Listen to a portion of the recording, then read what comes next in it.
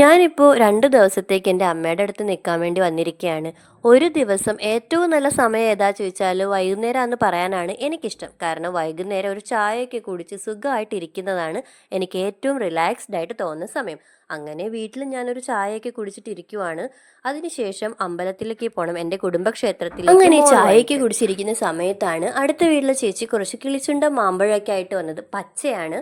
അപ്പോൾ ഇതിന് ഉപ്പിലിട്ട് അച്ചാറിട്ടൊക്കെ കഴിക്കാനായിട്ട്. ഇപ്പോൾ ഇവിടെ നിന്ന് ഇത് അച്ചാറിട്ടിട്ട് വേണം ഇതും കൊണ്ട് എനിക്ക് പോകാനായിട്ട്. അപ്പോൾ ഇതിൽ നിന്ന് കുറച്ച് അച്ചാറും അതുപോലെ തന്നെ നമ്മുടെ കറിവേപ്പിലയ്ക്കകത്ത് തോട്ടയ്ക്ക് പിന്നെ സ്ഥിരം അവിടെ തന്നെയാണ് സ്ഥാനം, എപ്പോഴും പിച്ചിയെടുക്കാനായിട്ട്. ഞാൻ എപ്പോൾ വന്നാലും കുറേ കറിവേപ്പിലയ്ക്കായിട്ടാണ് പോവുക. അതിനുശേഷം കുളിച്ച് ഫ്രഷായി മോളുമായിട്ട് അമ്പലത്തിൽ പോവാണ്. അനിയനെയും കൂടെ കൂട്ടിയിട്ടുണ്ട്. ഇവനെയാണെങ്കിൽ അമ്മ പറഞ്ഞു വിടുന്നതാണ്, ഞങ്ങൾ എവിടെ പോയാലും കൂട്ടിനെന്ന് പറഞ്ഞവനെ പറഞ്ഞു വിടും. കൂട്ടിൻ്റെ ആവശ്യമൊന്നുമില്ല, തൊട്ടടുത്താണ് അമ്പലം. അങ്ങനെ ഞങ്ങൾ 3 പേരും കൂടി അമ്പലത്തിലേക്ക് പോവാണ്. പിന്നെ ഇവളെ കൈകാര്യം ചെയ്യാൻ ഒരാളും കൂടി കൂടെയുള്ളത് എപ്പോഴും നല്ലതാണ്, അത്രയ്ക്ക് കുരുത്തക്കേടായിരിക്കില്ലെങ്കിൽ. പിന്നെ ഇവൻ കൂടെ ഉണ്ടെങ്കിൽ എനിക്ക് പിന്നെ കുറച്ച് സമാധാനമായിട്ടിരിക്കാമല്ലോ, കാരണം മോളെ അവൻ ഒരുവിധം നോക്കിക്കോളും. ഇതാണ് എൻ്റെ കുടുംബക്ഷേത്രം. റോഡിൽ നിന്ന് കുറച്ചുള്ളിലോട്ടാണ്. അപ്പോൾ ഇതിനുള്ളിലേക്ക് കയറുമ്പോഴേ നല്ലൊരു ഫീലാണ്. അമ്പലത്തിൻ്റെ പാട്ടും നല്ല കാമായിട്ട് ഒത്തിരി മരങ്ങളൊക്കെ ഉള്ളതുകൊണ്ട് കൂളായിട്ടിരിക്കും. ഇനി കുറച്ചു നേരം അമ്പലത്തിൻ്റെ ആ ഒരു എൻവയോൺമെൻ്റൊക്കെ ഒന്ന് കേട്ടിരുന്നാലോ.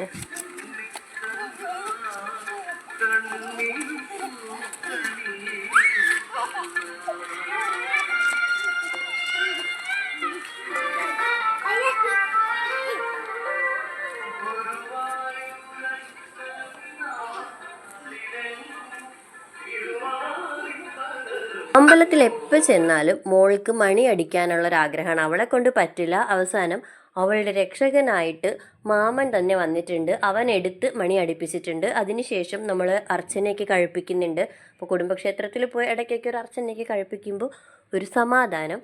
അങ്ങനെ അമ്പലത്തിലൊന്ന് പ്രദക്ഷിണാക്കി വെച്ചിട്ട് നേരെ അർച്ചന എഴുതാനുള്ള കൗണ്ടറിൽ പോയി. അപ്പോൾ അവിടുത്തെ ആൻറ്റിയായിട്ട് കുറേ നേരം സംസാരിച്ചൊക്കെ നിന്നു. അപ്പോൾ ഞങ്ങൾ കുറച്ച് നാളായാലോ വന്നിട്ട് എന്നൊക്കെ ചോദിച്ചു. അങ്ങനെ ആൻറ്റിയുടെ അടുത്തുനിന്ന് അർച്ചനയൊക്കെ എഴുതി മേടിക്കുന്നുണ്ട്. പിന്നെ അർച്ചനയുടെ രസീതൊക്കെ മേടിച്ച് തിരുമേനിയുടെയിൽ കൊണ്ടു കൊടുത്ത് പൂജയെല്ലാം കണ്ട് തൊഴുതതിന് ശേഷം അർച്ചനയുടെ പ്രസാദമൊക്കെ വാങ്ങി തൊട്ടിട്ട് നേരെ വീട്ടിലേക്ക് പോവുകയാണ്. അങ്ങനെ തിരിച്ചു പോണ കുരുത്തക്കേട് കാരണം അവൻ അവളെ എടുത്തിട്ടാണ് പോണത്.